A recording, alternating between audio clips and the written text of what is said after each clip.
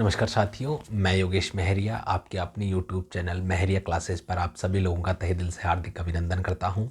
हम बात कर रहे हैं योजनाओं की श्रृंखला के बारे में और इस श्रृंखला के अंतर्गत एक नई योजना को लेकर मैं पुनः उपस्थित हूं। तो चलिए आज की योजना के बारे में टू द पॉइंट एग्जाम के दृष्टिकोण से जितने भी सवाल बनते हैं उन सभी को कवर करते हुए बात करते हैं। देखिए, आज की योजना का जो नाम है वो है Ayushman Bharat digital health mission. तो जैसा नाम से ही प्रतीत हो रहा है कि भाई ये डिजिटली इसमें कुछ किया जाएगा। ठीक है, तो Ayushman Bharat digital health mission, सबसे पहले हमसे सवाल पूछा जाता है कि शुरुआत कब होती है।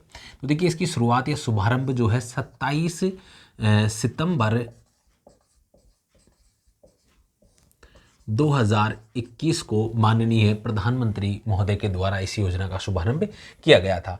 अब इस योजना का उद्देश्य क्या है मुख्य रूप से, तो देश भर में स्वास्थ्य सेवाओं को डिजिटल बनाना है। ठीक है, यानी कि कुल मिलाकर हम बात करें कि आज तक जो काम कागज पर्ची पर चल रहा था वो काम अब डिजिटली होगा, अर्थात किस व्यक्ति को किस प्रकार की मेडिसिन दी जा रही है उन सभी की तमाम जानकारी, किस अस्पताल में क्या काम चल रहा है वो सभी डिजिटल होंगे।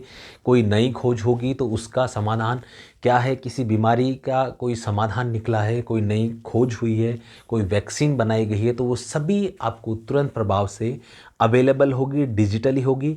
ये अलग बात है कि उसका पेटेंट संबंधित हॉस्पिटल या संबंधित रिसर्च सेंटर के पास ही होगा, लेकिन उसका उपयोग जन कल्याण के लिए किया जा सकता है। तो इसी को जो है मद्देनज़र रखते हुए इस प्रकार के डिजिटल हेल्थ मिशन की शुरुआत की गई है।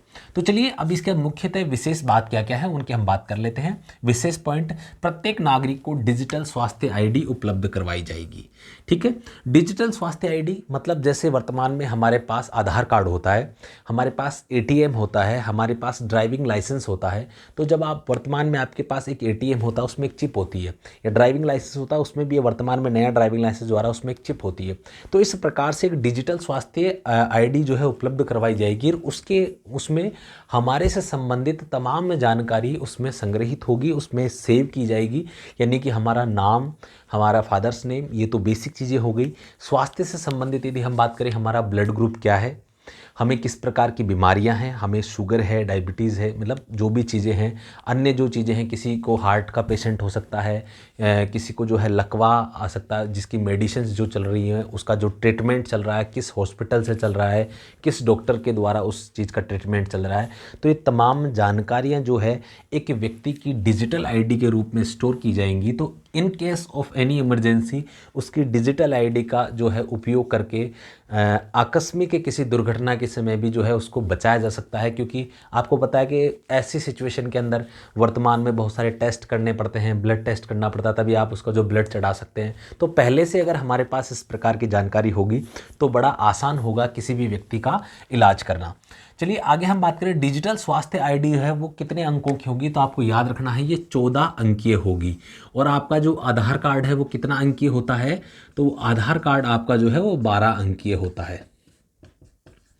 ठीक है, इसी प्रकार आपके बहुत सारे होते हैं, जैसे आपका एटीएम पे कार्ड होते हैं वो 16 अंकीय होते हैं। ठीक है, तो क्रेडिट कार्ड होता है, तो बहुत सारे होते हैं, सबका अलग अलग होता है। लेकिन यहाँ आपको याद रखना है आधार कार्ड के तो 12 हैं और जो डिजिटल स्वास्थ्य आईडी होगी वो 14 अंकीय होगी। साथियों, पायलट प्रोजेक्ट पर इस योजना को जो है 6 केंद्र शासित प्रदेशों में लागू किया गया है। कितने केंद्र शासित प्रदेशों में? 6। लेकिन वर्तमान में हमारे यहाँ केंद्र शासित प्रदेश कितने हैं साथियों? 8 हैं। सवाल पूछा जा सकता है वर्तमान में हमारे यहाँ कितने केंद्र शासित प्रदेश हैं, तो आपका सही उत्तर होगा 8। ठीक है, अब 6 केंद्र शासित प्रदेश कौन से हैं जहां पर ये पायलट प्रोजेक्ट में लागू की गई है, तो मैं यहाँ आपके सामने लिख देता हूं। सबसे पहले लद्दाख, ठीक है, नंबर 2 चंडीगढ़, नंबर 3 दादर नगर हवेली,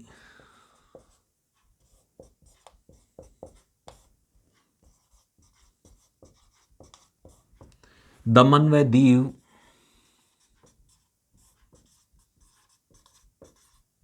ठीक है, तो ये जॉइंट में एक ही आपका जो वर्तमान में क्या है, केंद्र शासित प्रदेश है।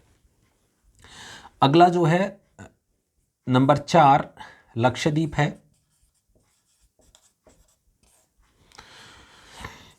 5वां जो है पुडुचेरी,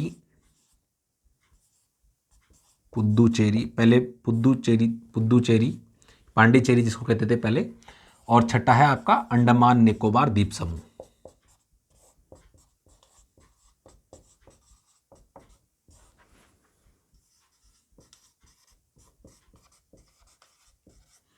तो यहां आपको याद रखना है, देखो साथियों, वर्तमान में 8 केंद्र शासित प्रदेश हैं, उनमें से 6 केंद्र शासित प्रदेशों में Ayushman Bharat digital health mission जो है केवल और केवल 6 केंद्र शासित प्रदेशों में ही लागू किया गया है, और वो भी किस पर, पायलट प्रोजेक्ट पर।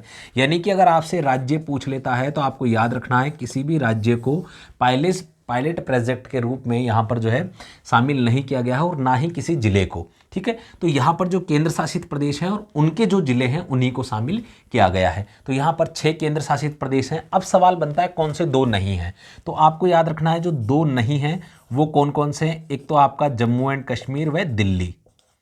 ठीक है, क्योंकि कंफ्यूज करने के लिए एग्जामिनर सवाल पूछता है कि निम्न में से कौन सा जो है Ayushman Bharat digital health mission के अंतर्गत पायलट प्रोजेक्ट में शामिल केंद्र शासित प्रदेश नहीं है।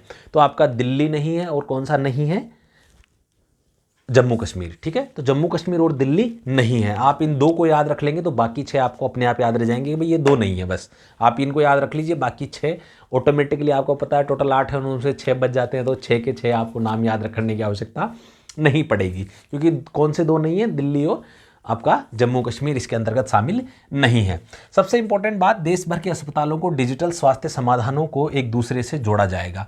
यानी कि मैंने आपको पहले भी बताया है कि पूरे देश में एक डिजिटल नेटवर्क तैयार किया जाएगा स्वास्थ्य से संबंधित स्वास्थ्य सेवाओं के अंतर्गत, जिसमें एक हॉस्पिटल दूसरे हॉस्पिटल से लिंक होगा, और ये तमाम जानकारी जो है, हम बात करें प्रति व्यक्ति जो है, प्रत्येक नागरिक की उसकी स्वास्थ्य आईडी में संग्रहित होगी, और जैसे ही उस आईडी को वहाँ पर लॉगिन किया जाएगा, उससे संबंधित समस्त जानकारी निकलकर उसके हॉस्पिटल में सामने आ जाएगी, और उसका उपचार तुरंत प्रभाव से किया जा सकता है। लेकिन यहाँ पे हमारे सवाल क्या बनेंगे, किस प्रकार के बनेंगे, आपको 4 चीज़ें मुख्य रूप से याद रखनी है। सबसे पहले, आयुष्मान भारत डिजिटल स्वास्थ्य मिशन जो है, इसकी शुरुआत कब होती है इस योजना की, तो आपको याद रखना है 27 सितंबर 2021 को शुरुआत होती है। दूसरा सबसे इंपॉर्टेंट बात इसके अंदर ये है कि भाई ये जो इसके अंतर्गत प्रत्येक नागरिक को स्वास्थ्य आईडी प्रदान की जाएगी। जो स्वास्थ्य आईडी वो कितने अंक की होगी, 14 अंक की होगी। तो दूसरा आपका इंपॉर्टेंट चीज़ है, स्वास्थ्य आईडी कितनी है, 14 अंक की है। तीसरा सवाल आपसे पूछा जाएगा सीधा सा कि ये कितने केंद्र शासित प्रदेशों में लागू की गई है, तो 6 केंद्र शासित प्रदेशों यानी यूनियन टेरिटरी जो आपके संघ शासित प्रदेश जिनको आप कहते हैं, उन 6 में आपको इसको लागू किया गया है, जो 6 यूटीज़ हैं। अगला जो 2 कौन से नहीं है, तो आपको याद रखना है 2 कौन से नहीं है, दिल्ली और जम्मू कश्मीर नहीं है। तो आपको 4 चीज़ें याद रखनी है। ठीक है साथियों, तो उम्मीद करता हूँ एक बार रैपिड रिवीजन में कर जाता हूँ तुरंत प्रभाव से। योजना आयुष्मान भारत डिजिटल स्वास्थ्य मिशन योजना जो है 27 सितंबर 2021 को लागू होती है, और इसके अंदर 14 अंकीय डिजिटल आईडी प्रदान की जाएगी प्रत्येक नागरिक को।